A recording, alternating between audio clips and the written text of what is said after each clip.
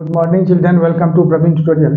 Class 10 का coordinate geometry आज लेके मैं आया हूँ। वो क्लास 10 में भी एनसीईआरटी का है, ओल्ड बुक से एक्सरसाइज 7.1 का क्वेश्चन नंबर 6 का फर्स्ट बहुत इंपॉर्टेंट क्वेश्चन है।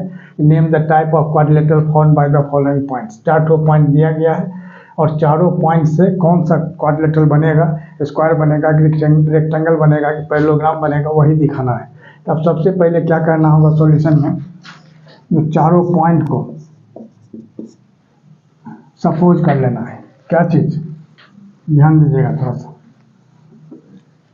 इसको ए, इसको बी सपोज कर लेते हैं, इसको सी, इसको डी सपोज कर लेते हैं। सबसे पहले ए बी निकाला जाता है। ए बी के लिए क्या होगा, अब गौर कीजिए। x2 minus x1 whole square, ये x1 y1 हो गया, ये x2 y2 हो गया। तो x2 minus x1 whole square यानी 1 माइनस प्लस 1 होल स्क्वायर, अब plus 0 minus plus 2 whole square. ठीक है, अब यहाँ क्या होगा, 1 + 1 2 हो गया, तो 2 होल स्क्वायर यानी कितना होगा 4, और यहाँ भी 2 का होल स्क्वायर 4 + 4 कितना हो गया 8, जिसका स्क्वायर रूट निकालेंगे तो क्या निकल जाएगा 2√2 यूनिट्स। ये हो गया क्या चीज़, ए बी।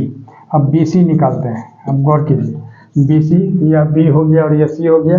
तो बी सी में क्या होगा, x2 minus x1 whole square यानी -1 होल स्क्वायर, अब प्लस 2 माइनस 0 यानी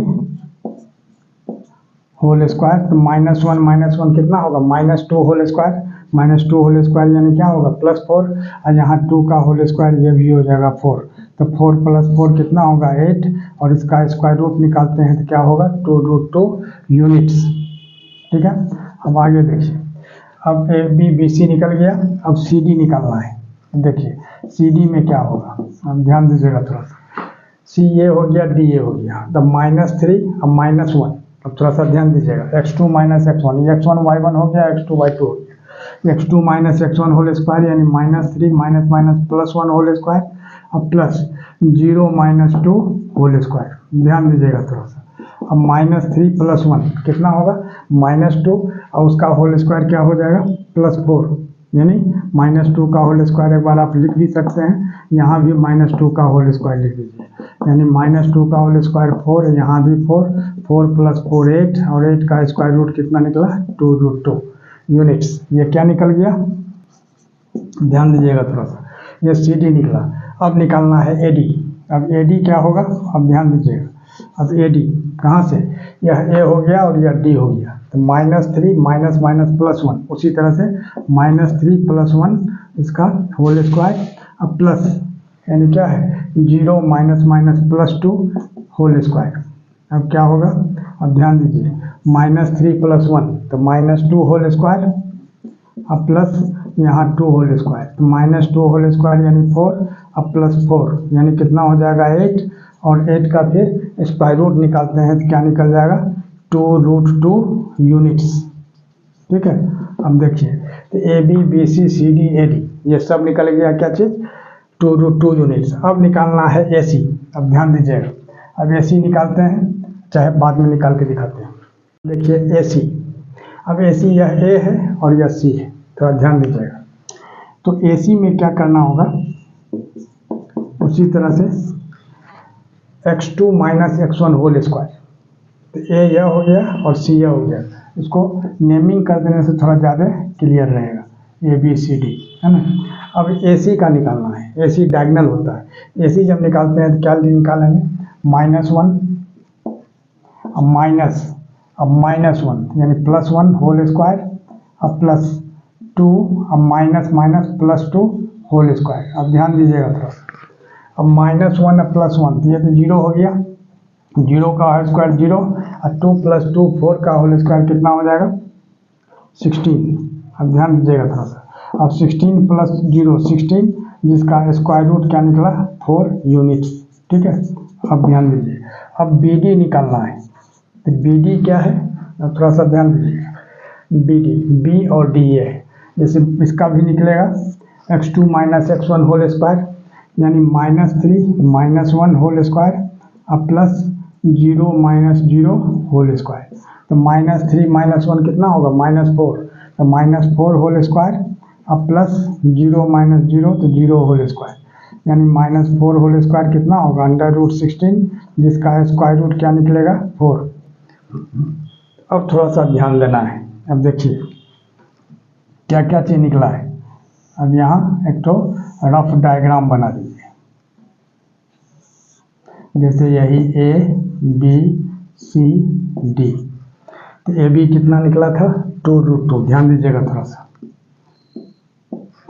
AB 2√2 निकला था, BC भी 2√2 निकला था, CD भी 2√2 निकला था और AD भी 2√2 निकला था।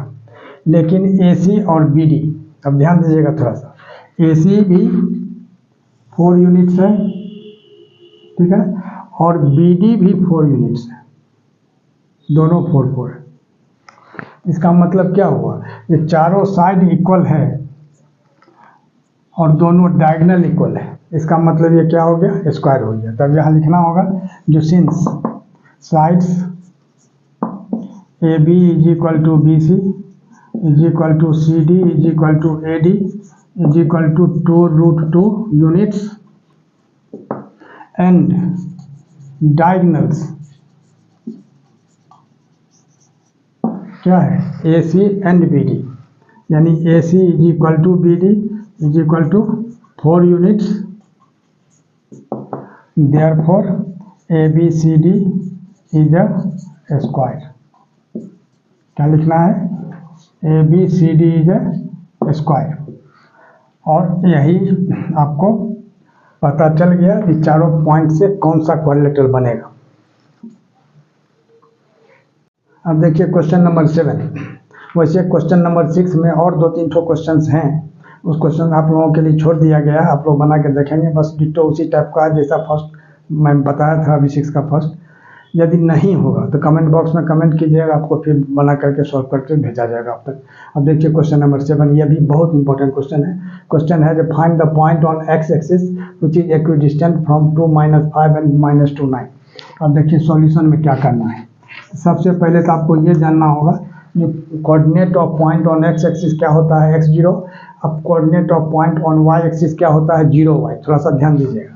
तो एक्स एक्सिस पर कोई पॉइंट है, ये हो जाएगा x0, एक तो पॉइंट ये है, और ये कह रहा है एक्वी डिस्टेंट है किससे 2 - 5 से। ये हो गया 2 - 5 और यहाँ दिया हुआ है -2 और 9। थोड़ा सा ध्यान दीजिएगा, ये क्या है 2 - 5 है, ठीक है, और ये क्या है -2 और 9 है। इसको अगर हम A सपोज कर लेते हैं, इसको B सपोज कर लेते हैं, ये हो जाएगा C। अब यहाँ क्या लिखना होगा सॉल्यूशन में। अब क्या दिया हुआ है, जो माने ये दोनों पॉइंट से ये इक्वी डिस्टेंट है, माने इक्वल, मान समान दूरी पर है, माने इक्वल डिस्टेंस पर है। यानी अकॉर्डिंग टू द क्वेश्चन यहाँ लिखना है क्या चीज AB is equal to AC। अब देखिए, अब AB की जगह क्या लिखना होगा। अब इसमें दिस मच इम्प्लाइज कर दीजिए AB square is equal to AC square, यानी दोनों तरफ स्क्वायर कर देना है, या लिख भी सकते हैं on squaring both the sides we get AB square is equal to AC square. अब जब स्क्वायर कर दिए तो रूट लगाना जरूरी नहीं है। x2 - x1 whole square plus y2 - y1 whole square में जो रूट लगाते हैं, रूट लगाने की कोई जरूरत नहीं है।